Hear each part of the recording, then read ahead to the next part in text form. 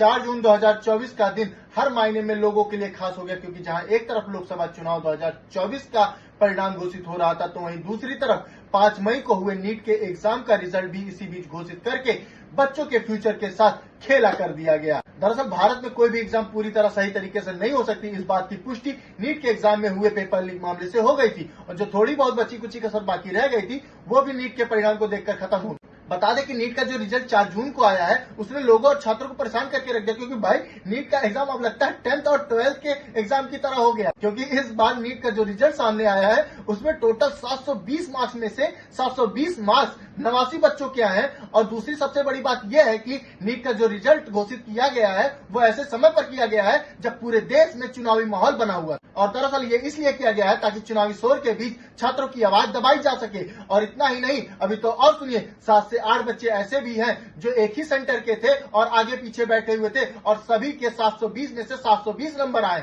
इसके अलावा छात्रों को जो नंबर दिए गए वो भी काफी हैरान करने वाले हैं, जैसे 718, 719, क्योंकि ऐसे मार्क्स नीट के एग्जाम में आना कहीं से संभव नहीं है, क्योंकि भाई नीट के एग्जाम में एक प्रश्न 4 नंबर का होता है, ऐसे में 719, 718 नंबर आना कहीं से पॉसिबल नहीं होता दिख रहा है। और अब इसको लेकर एनटीए का कहना है कि ग्रेस मार्क्स दे दिए गए हैं बिना ये जांचे कि आखिर किस बात पर ग्रेस मार्क्स दिए गए हैं। और अगर आप ग्रेस मार्क्स का मतलब नहीं समझ रहे तो हम आपको बता दें कि इसका मतलब यह है कि अगर कोई छात्र किसी 1 या 2 विषय में फेल हो जाता है तो उसे 8 नंबर बतौर ग्रेस मार्क्स के रूप में देकर पास कर दिया जाता है। हालांकि एनटीए का यह बयान बिना किसी क्लियरिफिकेशन के आया है कि आखिर किस आधार पर ये मार्क्स दिए गए। ये कुछ सवाल है जो नीट के छात्रों के मन में लगातार उठ रहे हैं कि आखिर सिर्फ हमारे लिए ही नीट का पेपर टफ था, या फिर जिस सेंटर से इतने बच्चे टॉप करके निकले हैं वहां के छात्रों के लिए भी पेपर टफ था।